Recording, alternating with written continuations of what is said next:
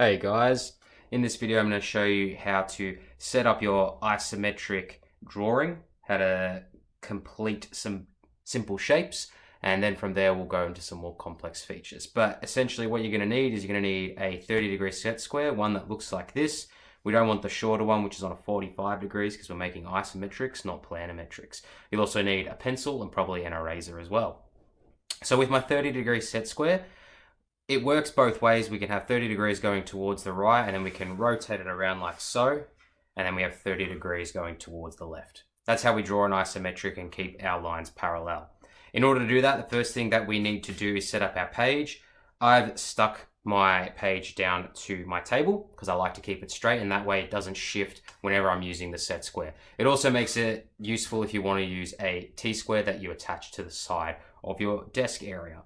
What I'm going to do first is I'm going to create a baseline. So at the bottom of the page, or towards the bottom of the page, I'm going to create a nice solid line.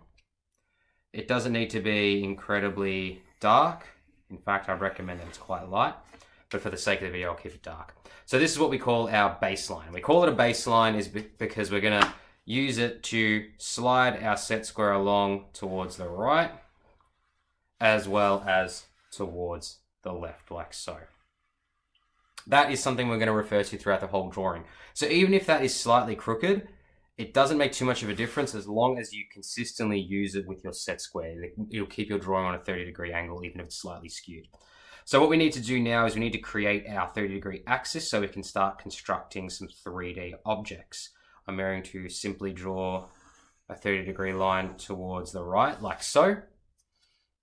And then I'm going to rotate my set square, keep it on my baseline, as you can see, and then simply draw a line towards the left, like so.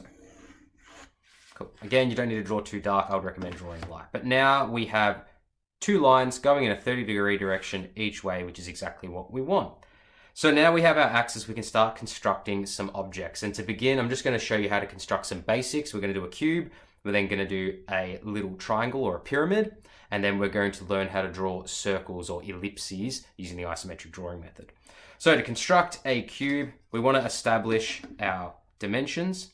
Because we're working isometric, we can keep things consistent. So we can work at a scale, which is the whole point of drawing in the isometric fashion. So I'm going to use roughly 6 centimeters. You could use less depending on the size of your paper. What I'm then going to do is I'm going to line up my set square like this along the edge of my baseline, like so, roughly until it lines up with the meeting point of my axes. From there, I'm just going to draw a vertical line up, however long you want it to be. It can be a bit longer than it needs to be, just to be safe. And I'm also going to measure 6 along that as well. So I've got my width, I've got my depth, and I've got my height all at 6 centimeters, and they're marked clearly using those points. What I want to do now is using this point of my height, I want to take it in each direction. So again, using my baseline, I'm going to slide my set square along until we see that it interacts with that point. When it does, I'm simply going to draw a line 30 degrees to the right.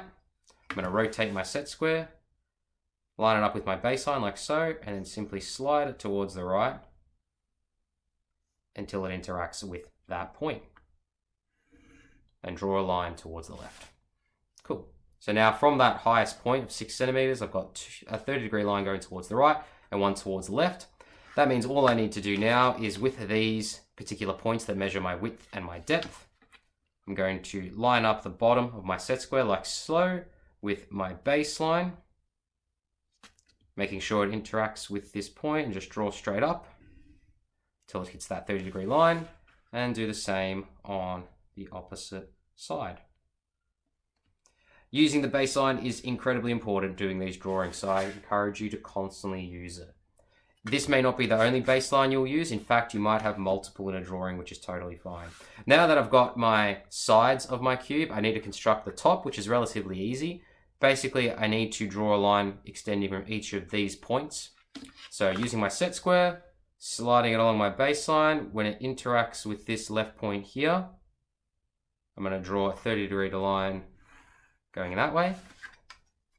And then I'm going to do the same on the opposite side. I'm going to flip my set square like so, slide it along my baseline until it interacts with that point. That looks pretty good, so I'm going to draw that up and connect it. And now I have the makings of a cube. I just need to clean up my space a little bit. It's okay, as you can see, if your lines often extend past their necessary point, because you can always go back and erase it, which is why we're working lightly as well. So I'm just going to rub out a little bit of these lines as well. And what we have there is a nice isometric cube.